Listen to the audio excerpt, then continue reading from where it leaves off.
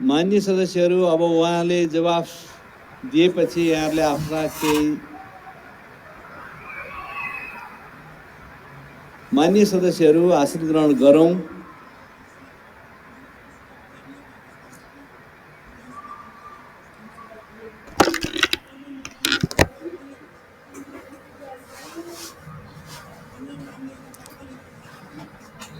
मान्य सदस्य, पहिला त उहाँले आफ्नो विषयमा कुरा राखिसकेपछि अनि यहाँहरूलाई त्यसमा प्रश्नहरू राख्ने, जिज्ञासाहरू राख्ने अथवा स्पष्टीकरण लिने हामीले व्यवस्था गरेका छौँ। त्यसअनुसार हामी अगाडि बढौँ।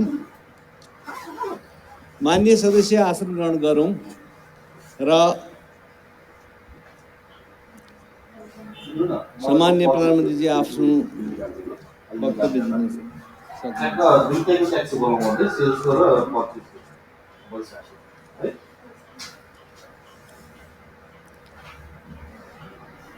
सम्मान्य सभामुख महोदय,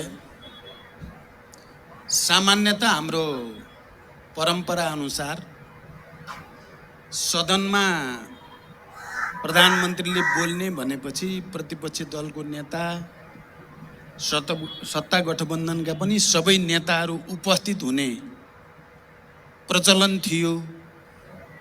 तर आज यहाँ प्रतिपक्षी दलको प्रमुख नेता पनि हुनुहुन्न, सत्ता गठबन्धनका पनि नेता हुनुहुन्न। अलिकति नमिठो महसुस भएको छ।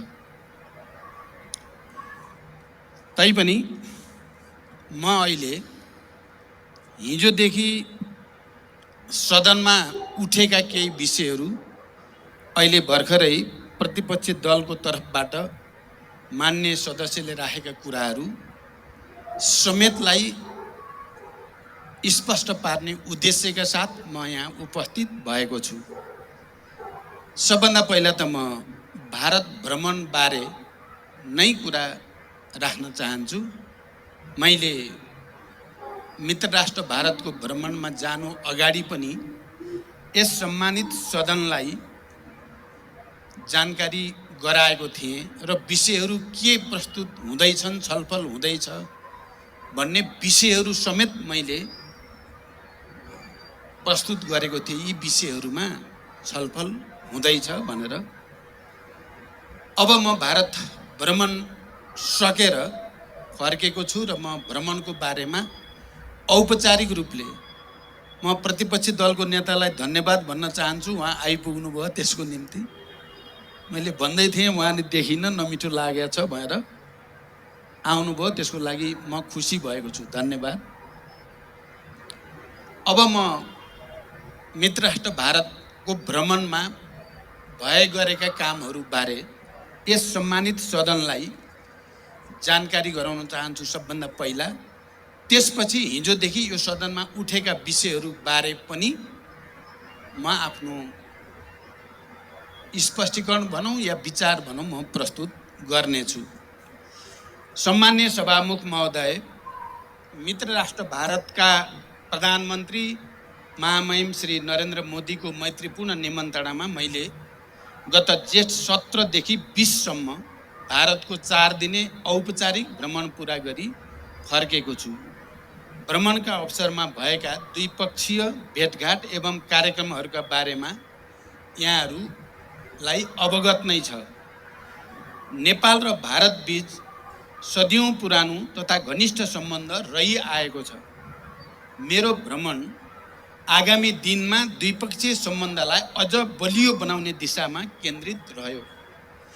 विशेष गरी आर्थिक मामिलामा राष्ट्रको दीर्घकालीन हितमा सम्झौताहरू भएका छन् भने राजनीतिक मामिलामा आपसी विश्वास बढाउँदै छलफल र वार्ताद्वारा निकास खोज्ने दिशामा अर्थपूर्ण प्रतिबद्धताहरू व्यक्त भएका छन्। यस सन्दर्भमा भारतीय प्रधानमन्त्री श्री नरेन्द्र मोदीसँग नयाँ दिल्ली स्थित हैदराबाद हाउसमा भएको द्विपक्षीय भेटवार्ता स्वभावैले सबैभन्दा महत्त्वपूर्ण हुन्थ्यो र भयो पनि। सो अवसरमा हैदराबाद हाउसमा व्यापार, पारवहन, लगानी प्रवर्धन, ऊर्जा व्यापार तथा क्रस बोर्डर ट्रान्समिसन लाइन, सिँचाइ, बाढी तथा डुबान नियन्त्रण, कृषि, सीमा वारपार सम्पर्क कनेक्टिभिटी बढाउने, रेलवे सेवा सञ्चालन कार्य, पुलहरूको निर्माण तथा एकीकृत जाँच चौकी एवं सुक्खा बन्दरगाह जस्ता पूर्वाधार निर्माण कार्य अगाडि बढाउने विषयमा सकारात्मक र अर्थपूर्ण छलफलहरू भए। हवाई सेवालाई थप सुरक्षित बनाउन नेपालले अर्को हवाई प्रवेश मार्ग र गौतम बुद्ध अन्तर्राष्ट्रिय विमानस्थल सञ्चालनका लागि इन्स्ट्रुमेन्टल ल्यान्डिङ सिस्टम ILS सञ्चालन गर्ने प्रक्रिया सम्बन्धमा भारतीय पक्षको समझदारीका बारेमा सकारात्मक कुरा भए। नेपालगञ्ज र भैरवाबाट नयाँ दिल्ली लगायत भारतका अन्य सहरमा दुईतर्फी उडान गर्ने सम्बन्धमा सकारात्मक छलफल भई नतिजाको नजिक पुगेको छ। यसै गरी जलविद्युतका क्षेत्रमा सहकार्य गर्ने सम्बन्धमा समेत बलियो सहमति निर्माण भएको छ। विभिन्न जलविद्युत आयोजनामा लगानी भित्र्याउने, द्विपक्षीय ऊर्जा व्यापारका लागि ट्रान्समिसन लाइन लगायतका संरचनाको निर्माण गर्ने तथा नेपालबाट भारततर्फ ऊर्जाको दीर्घकालीन व्यापारका लागि वैधानिक आधार सुनिश्चित गर्ने विषयमा भ्रमणमा महत्त्वपूर्ण सहमति भएका छन्। खास गरी दीर्घकालीन ऊर्जा व्यापार र भारतीय भूमि हुँदै बङ्गलादेशसम्म नेपालबाट जलविद्युत निर्यातको सुरुवात गर्ने सहमति भई त्रिपक्षीय सम्झौताका लागि प्रक्रिया अगाडि बढाउने समेत सहमति भएको छ। भारतका प्रधानमन्त्रीले आगामी 10 वर्षमा 10,000 मेगावाट जलविद्युत नेपालबाट आयात गर्ने भारतको धारणा स्पष्ट रूपमा राख्नु भएको छ।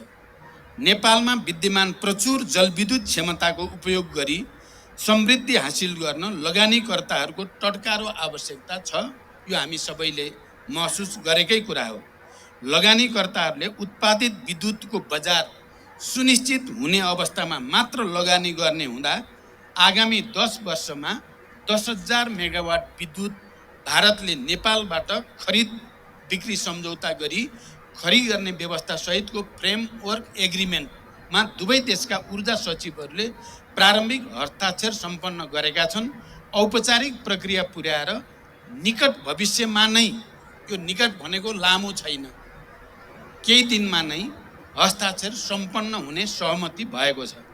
औपचारिक प्रक्रियाहरू पुर्याएर यो सम्झौता पूर्ण रूपमा लागू हुनेछ।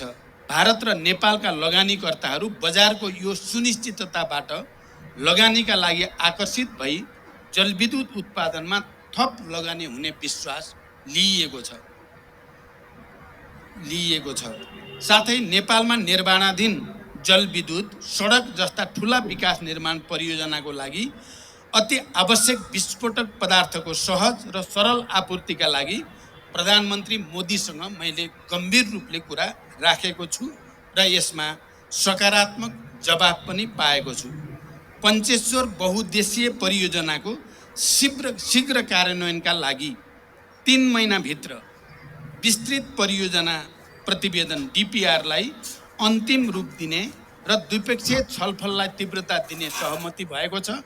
वित्तीय प्रबन्ध सहित दुई सरकारले DPR स्वीकृत गरेपछि 1 वर्षभित्र कार्यान्वयनको मोडालिटी ढाँचा पनि सुनिश्चित गर्ने टुङ्गो लागेको छ। नेपालतर्फका संरचनाहरूको तयारीको अवस्थाका आधारमा टनकपुर ब्यारेजबाट लिङ्क क्यानल मार्फत चरणबद्ध रूपमा नेपाललाई सिँचाइको लागि पानी उपलब्ध गराउने सहमति भएको छ। नेपाल भारत सीमावर्ती क्षेत्रमा बाढी र डुबानका समस्याका बारेमा पनि छलफल भएको छ। मनसुन सुरु हुनु अघि नै बाढी र डुबान नियन्त्रण कार्यलाई प्रभावकारी बनाउन आवश्यक कदम चाल्नका लागि विद्यमान द्विपक्षीय संयन्त्रहरूलाई तत्काल सक्रिय बनाउन सम्बन्धित अधिकारीलाई प्रधानमन्त्री मोदीजी र मैले निर्देशन दिइसकेका छौँ। त्यसै गरी नेपालभित्र थप विद्युत प्रसारण लाइन निर्माणका लागि एक्जिम ब्याङ्क इन्डियाबाट प्राप्त सहुलियतपूर्ण कर्जाको महाकाली नदीमाथि शीर्ष परशुराम धाम, पूर्णागिरी माई तथा झुलाघाटमा भारत सरकारको अनुदान सहयोगमा पक्की पुल निर्माण गर्ने सहमति भएको छ।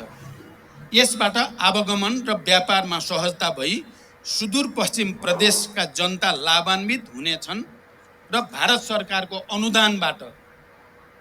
अनुदान सहयोगबाट रामायण सर्किट अन्तर्गतका परियोजना, Girijaprasad Koirala institute of health science र सुदूरपश्चिममा Nepal institute of technology, Kailali र चितवनमा अन्तर्राष्ट्रिय स्तरको क्रिकेट मैदानको निर्माण कार्य अगाडि बढाउने बारेमा पनि गम्भीर छलफल भएको छ।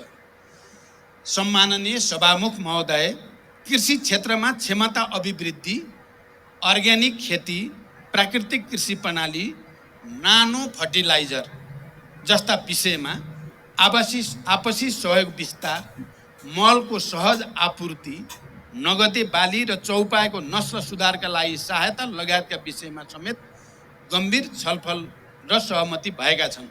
नेपाल र भारतीय कम्पनीको संयुक्त लगानीमा नेपालमा रासायनिक मल कारखानाको सम्भाव्यता एवं बजारको सुनिश्चितताका बारेमा पनि सकारात्मक छलफल भएका छन्।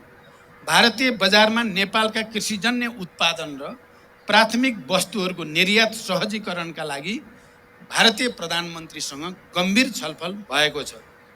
द्विपक्षीय व्यापारलाई थप प्रवर्धन गर्ने र नेपालले सामना गरिरहेको व्यापार घाटा न्यूनीकरणको विषयमा पनि सकारात्मक छलफल सहित द्विपक्षीय व्यापारलाई अझ सहज बनाउन नेपाल भारत वाणिज्य सन्धिको पुनरावलोकन गर्न र व्यापार सम्बन्धी अन्य विषयलाई सम्बोधन गर्न वाणिज्य सचिव स्तरीय विद्यमान द्विपक्षीय संयन्त्रलाई सक्रिय बनाएर कार्य गर्ने निर्देशन दुवै प्रधानमन्त्रीबाट दिइसकिएको छ।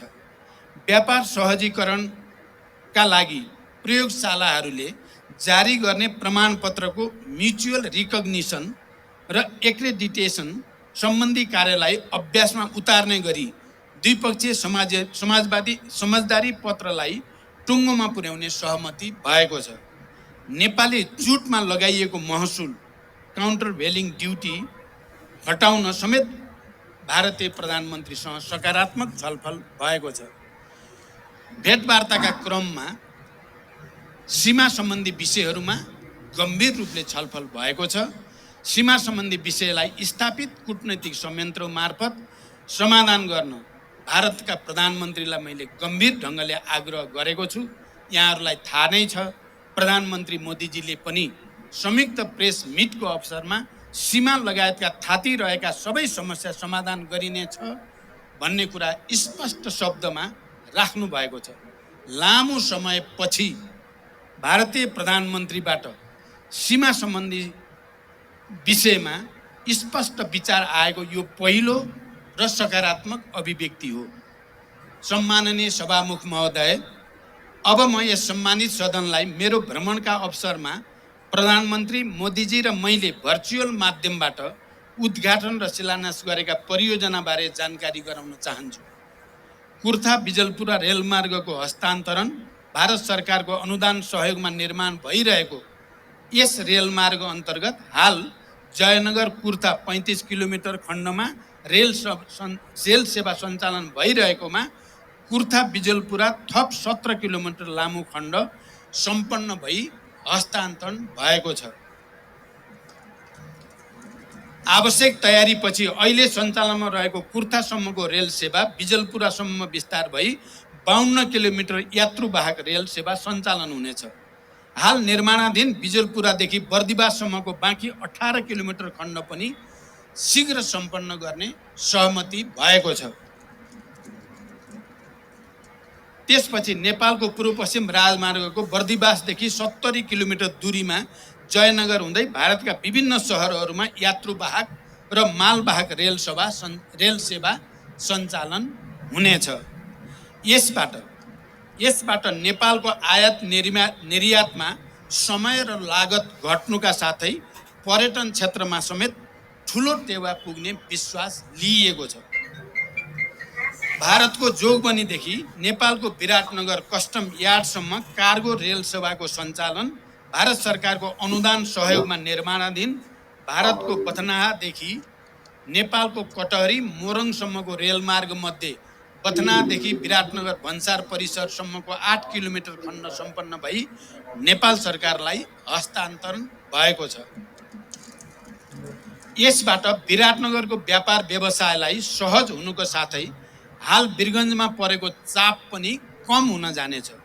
यो सेवा सञ्चालनपछि नेपाल भारत बीच माल वस्तु निकासी पैठारीमा सहजता आउनुको साथै एक अर्को देशको निर्धारित स्थानमा सोझै ढुवानी गर्न मिल्ने र भन्सार बिन्दुमा समेत झन्झटिलो प्रक्रिया नहुने हुँदा समय र लागत दुवैमा बचत हुने पक्का भएको छ।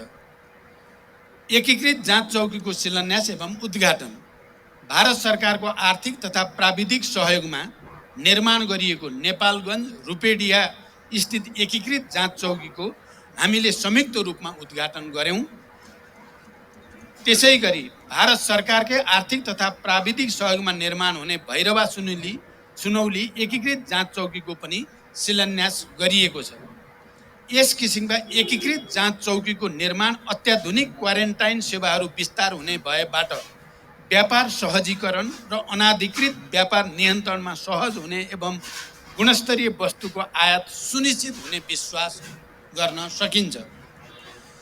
मोतिहारी अम्लेखगञ्ज पेट्रोलियम पाइपलाइनको दोस्रो चरणको निर्माण कार्यको शिलान्यास।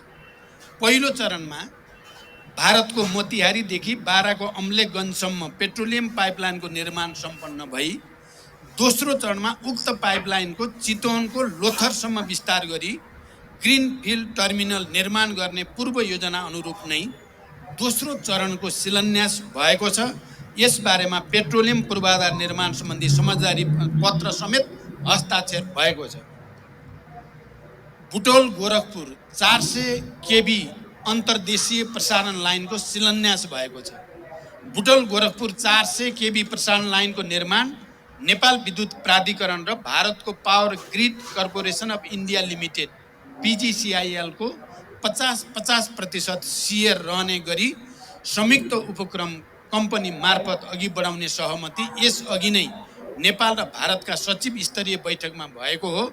सो अनुरूप उक्त संयुक्त उपक्रम कम्पनी समेत गठन भई निर्माण कार्यको लागि बोलपत्र आह्वान भई मूल्याङ्कनको प्रक्रियामा रहेको छ। यस आयोजनाको निर्माण कार्यको शिलान्यास कार्यक्रम पनि सम्पन्न भएको छ। सम्माननीय सभामुख महोदय, भ्रमणका अवसरमा 7 वटा दस्तावेजहरूमा हस्ताक्षर र दस्तावेजको आदान प्रदान पनि भएको छ। नेपाल भारत पारवाहन सन्धि नेपाल जस्तो भूपरिवेष्टित मुलुकका लागि भारत हुँदै तेस्रो मुलुकसँग व्यापार गर्न पारवाहन सन्धि महत्त्वपूर्ण हुन्छ भन्ने हामी सबैले महसुस गरेको बुझेकै कुरा हो। गत 5 जनवरी 1999 मा संशोधन गरिएको नेपाल भारत पारवाहन सन्धि तथा त्यसको प्रोटोकल र मेमोरेन्डम 6 जनवरी 1979 देखि कार्यान्वयनमा रहेको थियो। उक्त सन्धिमा भएका प्रावधानका अतिरिक्त पारवाहनका क्षेत्रमा देखा परेका अप्ठ्यारा समाधान गर्न विगतमा विभिन्न लेटर अफ एक्सचेन्ज मार्फत समझदारी गरिएका थिए। ती छरिएर रहेका प्रावधानहरूलाई एकीकृत गरेर सन्धिमा नै समावेश गरिएको छ। साथै संशोधित सन्धिमा केही दूरगामी महत्त्वका नयाँ प्रावधानहरू समेत समावेश गरिएका छन्। जसअनुसार वीरगञ्जका अलावा भैरवा र विराटनगर तथा भविष्यमा विकास हुने अन्य नाकाहरू समेतबाट सिमेन्ट, कोइला, क्लिङ्कर लगायतका बल्क कार्गो ढुवानी हुने प्रावधान समावेश गरिएको छ। त्यसै गरी नेपालको पारवाहनमा भारतको आन्तरिक जल यातायातको इनल्यान्ड वाटरवेज प्रयोग गर्न साहेबगञ्ज, कालुघाट र बनारससम्म आन्तरिक जलमार्ग उपयोग र भारतका यी 3 वटा टर्मिनल्सबाट हाल सडक र भविष्यमा विकास हुने रेलमार्ग सहित मल्टिमोडल ढुवानीका माध्यमबाट पारवाहन सुविधा सुनिश्चित गरिएको छ। यसबाट पारवाहन माध्यमको विविधीकरण हुने र अन्तर आबद्धता बढ्ने र तेस्रो मुलुकसम्मको व्यापार पहुँचमा नेपालको पारवाहन अधिकार सुनिश्चित हुन गएको छ। पेट्रोलियम पूर्वाधार निर्माण सम्बन्धी समझदारी पत्र भारतीय आर्थिक तथा प्राविधिक सहयोगमा बाराको अम्लेखगञ्जदेखि चितवनको लोथरसम्म र भारतको सिलगढीदेखि झापाको चारालीसम्म पेट्रोलियम पाइपलाइन विस्तार गर्ने साथै लोथर र चारालीमा ग्रिनफिल्ड टर्मिनल निर्माणमा 50% खर्च बेहोर्ने गरी एक समझदारी पत्रमा पनि हस्ताक्षर भएको छ। अन्तर्देशीय पाइपलाइनको विस्तार र भण्डारको विकासबाट लागत प्रभावकारिता, ढुवानी, भण्डारण एवं ऊर्जा सुरक्षाको हिसाबले समेत यो निकै नै महत्त्वपूर्ण रहेको छ।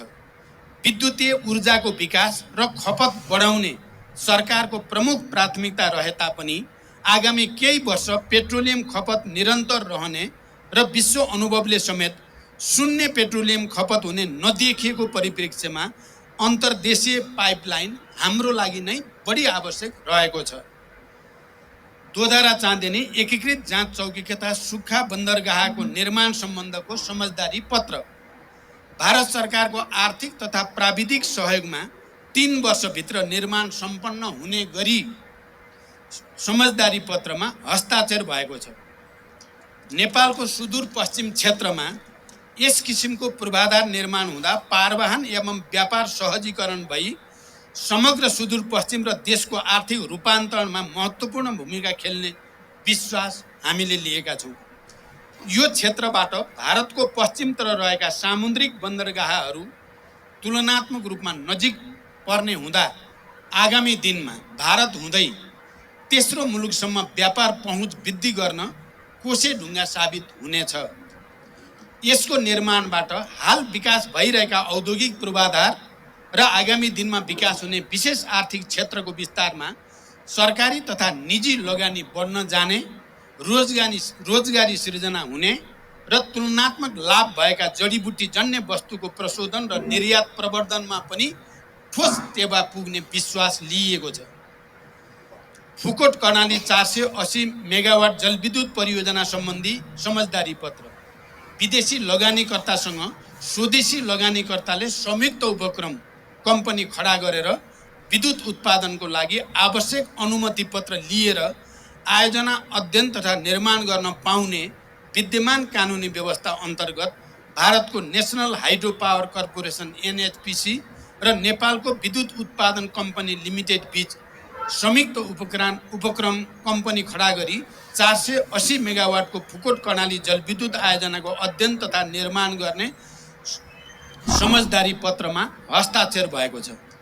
संयुक्त उपक्रम निर्माण भइसकेपछि, जोइन्ट भेन्चर भइसकेपछि आयोजनाको थप अध्ययनको लागि अनुमति पत्र लिई अध्ययन गर्ने, नेपाल सरकारसँग आयोजना विकास सम्झौता गर्ने लगायतका कार्यहरू सम्पन्न भइसकेपछि त्यसको निर्माण कार्य प्रारम्भ हुनेछ।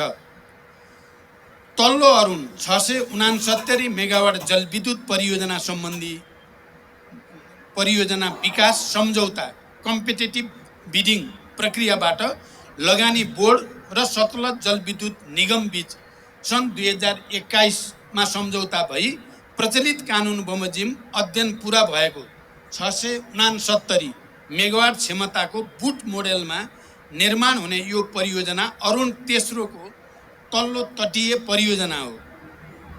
यसबाट उत्पादित 21% विद्युत नेपाललाई निःशुल्क प्राप्त हुनेछ। नेपालको नेसनल क्लियरिङ हाउस लिमिटेड र भारतको national payment company India limited बीच सीमापार विद्युतीय भुक्तानी सम्बन्धी समझदारी पत्र नेपाल र भारत भ्रमण गर्ने दुवै देशका पर्यटक, विद्यार्थी, उद्योगी, व्यवसायीका निम्ति यस समझदारी पत्र एक महत्त्वपूर्ण उपलब्धि हुन गएको छ। यसले क्रस बोर्डर डिजिटल पेमेन्ट प्रक्रिया मार्फत थप सरल र सहज र भरपर्दो बन्ने निश्चित भएको छ। नेपालको परराष्ट्र मामिला अध्ययन प्रतिष्ठान र भारतको सुषमा स्वराज विदेश सेवा संस्थान बीच समझदारी पत्र बिमस्टेक, ब्रिक्स जस्ता क्षेत्रीय सङ्गठन एवं अन्य देशका समकक्षी गरी 98 वटा समझदारी सम्पन्न गरिसकेको भारतको विदेश सेवा संस्थानसँग नेपालको परराष्ट्र मामिला अध्ययन प्रतिष्ठानको संस्थागत सम्बन्ध स्थापना गर्दा नेपालको कूटनीतिक क्षमता विकास गर्न एवं अनुभव आदान प्रदान गर्न मद्दत पुग्ने मैले विश्वास लिएको छु। नेपाल भारत व्यापार शिखर सम्मेलन भ्रमणका अवसरमा नेपाल र भारतका निजी क्षेत्रका छाता सङ्गठनहरू नेपाल उद्योग वाणिज्य महासङ्घ FNCCI र भारतीय उद्योग परिसङ्घ CII द्वारा आयोजित नेपाल इन्डिया बिजनेस समिटलाई सम्बोधन गर्दै भारतीय लगानीकर्ताहरूलाई नेपालमा लगानीका लागि आह्वान गरिएको छ। भारत सरकारका वाणिज्य मन्त्री समेत उपस्थित भई उक्त कार्यक्रममा नेपालका निजी क्षेत्रका प्रतिनिधि तथा भारतीय व्यवसायी र लगानीकर्ताहरू बीच साझेदारी र लगानीका विषयमा सकारात्मक र अर्थपूर्ण अन्तर्क्रिया सम्पन्न भएको छ। नयाँ दिल्लीको द्विपक्षीय भेटवार्ता र अन्य औपचारिक कार्यक्रमहरूको समापनपछि मैले भारतको मध्य प्रदेशको इन्दौर र सांस्कृतिक सहर उज्जैनको भ्रमण समेत गरेँ। इन्दौरमा स्वच्छ भारत अभियान अन्तर्गतको सोलिड वेस्ट म्यानेजमेन्ट परियोजना, नेपालमा सूचना प्रविधिको विकासका क्षेत्रमा सहकारी गर्ने सम्भावनालाई मध्यनजर गर्दै इन्दौर स्थित टाटा कन्सल्टिङ सर्भिस TCS को पनि अवलोकन गरियो। छोटो समयमै कम लगानीमा प्रभावकारी ढङ्गले सञ्चालित इन्दौरको सोलिड वेस्ट म्यानेजमेन्ट सम्बन्धी अनुभव हाम्रा लागि पनि निकै अनुकरणीय रहेको हाम्रो सिँगै प्रतिनिधिमण्डलले महसुस गर्यो। मैले भारतका प्रधानमन्त्री महामहिम श्री नरेन्द्र मोदीजीलाई नेपाल भ्रमणको निम्ता दिएको छु र भारतका प्रधानमन्त्रीले आफूले सन् 2014, 2018 र 2022मा नेपालको भ्रमण गरेको स्मरण गर्दै नेपालको भ्रमणलाई ठुलो महत्त्व दिएको र उपयुक्त समयमा नेपाल भ्रमण गर्ने बताउनु भएको छ। नेपाल र भारत बीच रहेको बहुआयामिक र घनिष्ठ सम्बन्धलाई समानता र आपसी लाभका आधारमा थप बलियो बनाउन यस भ्रमणले ठुलो योगदान गरेको छ। भारतका प्रधानमन्त्री श्री नरेन्द्र मोदीसँग खुलस्त रूपमा कुराकानीबाट विश्वासको नयाँ वातावरण सिर्जना भएको छ भने थातिरहेका विषयलाई सम्बोधन गर्न सकिने विश्वासको राम्रो आधार पनि तयार भएको छ। आम निर्वाचन पश्चातको पहिलो विदेश भ्रमणको रूपमा रहेको यो भारत भ्रमण मैले विगतका भ्रमणभन्दा केही फरक महसुस पनि गरेँ, परिणाममुखी पनि भयो र सबभन्दा ठुलो कुरा भारत र नेपालको बिचमा विश्वासको एउटा नयाँ वातावरण तयार भएको मैले महसुस गरेको छु। सार रूपमा यो भ्रमण परिणाममुखी भएको छ र भविष्यका लागि स्पष्ट मार्गदर्शन समेत यो भ्रमणबाट कोरिएको छ। अन्त्यमा यस औपचारिक भ्रमणको तयारीका क्रममा मलाई महत्त्वपूर्ण सुझाव प्रदान गर्नुहुने पूर्व प्रधानमन्त्रीहरू, पूर्व परराष्ट्र मन्त्रीहरू, कूटनीतिक नियोगका प्रतिनिधिहरू, मुख्य सचिव एवं परराष्ट्र मन्त्रालय र नेपाल सरकारका सबै सम्बन्ध निकायलाई हार्दिक धन्यवाद दिन चाहन्छु। मैले औपचारिक र आधिकारिक रूपमा यस सम्मानित सदनलाई भारत भ्रमणको बारेमा यति जानकारी गराइसकेपछि अब मैले धेरै भन्नुपर्छ भन्ने मलाई लागेको छैन।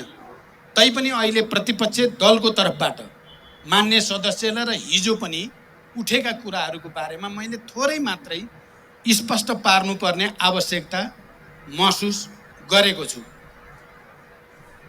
मुख्य कुरा सीमा सम्बन्धी विषयमा कालापानी, लिपुलेक, लिम्पियाधेरासँग सम्बन्धित विषय र सीमामा जहाँ जहाँ समस्या छन् ती सम्बन्धी विषयमा म यो सम्मानित सदनलाई पुरै गम्भीरताको साथ र जिम्मेवारीपूर्वक भन्न चाहन्छु, मैले बडो प्रष्टसँग यी समस्यालाई हामीले समाधान गर्नै पर्छ।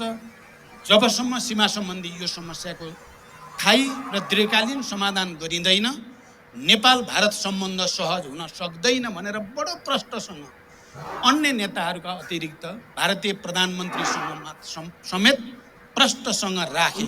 मलाई लाग्छ यति प्रष्टसँग सिमानाको समस्या हल गर्नुपर्छ भनेर खुलस्त राखिएको मेरो बुझाइमा यो पहिलो पटक नै हो।